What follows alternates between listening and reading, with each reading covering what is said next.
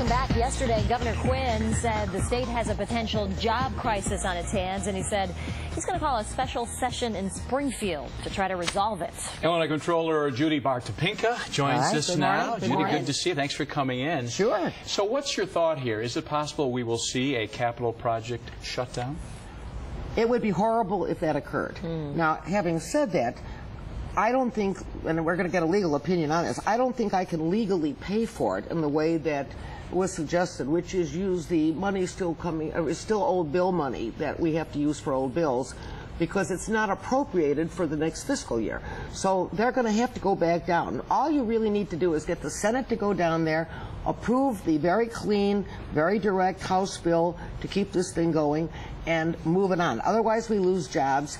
And even if it would stop for a little while to get it back up where people would be working. Remember, we have a very short construction season here in Illinois, which usually ends about October. So if you stop it for any length of time, you're not only going to lose jobs, but you're also going to lose momentum on these projects, which makes me kind of nervous, especially about our bridges, because some of our bridges are the worst in the United States, and I'm really worried so that we don't get a Minnesota type of thing where the bridge comes down and takes people down with it. Well, Governor Quinn, of course, has his take on it, and he says he's trying to pressure lawmakers to get more funding for education and human services. He's concerned about where the budget allocations are right now, and there's this whole political play in Springfield. You are an experienced, savvy politician. Break down for us what you believe is really happening here. Well, I think both have, all sides have really kind of come together, which was a really good sign. They were now acting in a fairly bipartisan manner to get something done, but they can't add money to it and they can't borrow. They can't do anything to this budget now that raises the cost of doing business in the state of Illinois, in effect paying out more than we're taking in. Otherwise, I can't catch up on these past bills, of which right now we have $4 billion worth of bills that are still sitting out there as of this fiscal year. Now we're down to about 130,000 bills that have to be paid, and the only way I can catch up is if you keep things flat. Don't add to the budget. Now, everybody's going to take a hit, because your big ticket items are education, social services, and transportation.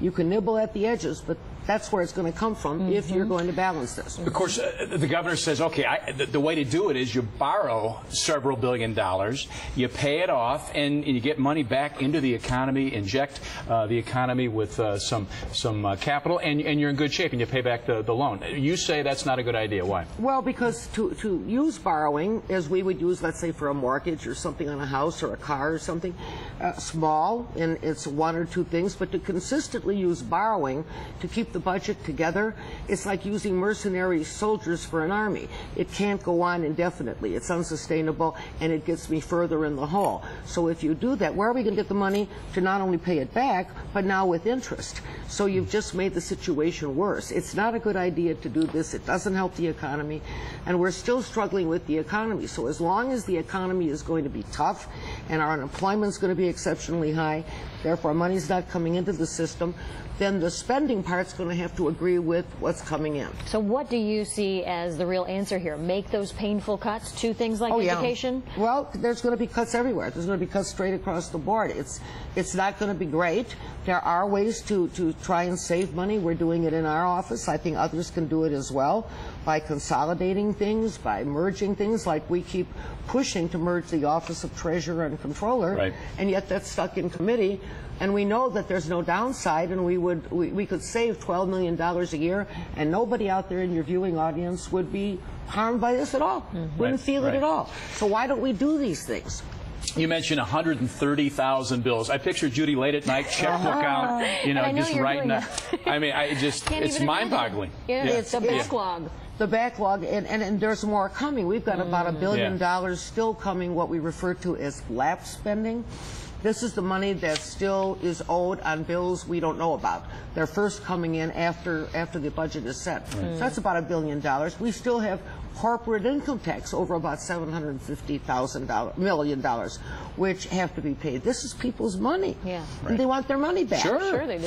And it's not there, and I can't print it. And I'm saying, folks, you have to understand, this is a very simple tenet. You cannot spend more than you're taking in, and we are not taking it in right now. And even if we're going to have casinos or casino or whatever, before those get up and about, the money's not going to come in. Yeah.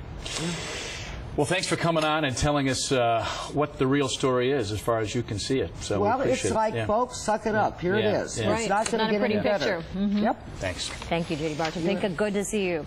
Just ahead, we're talking about Carla Zambrano.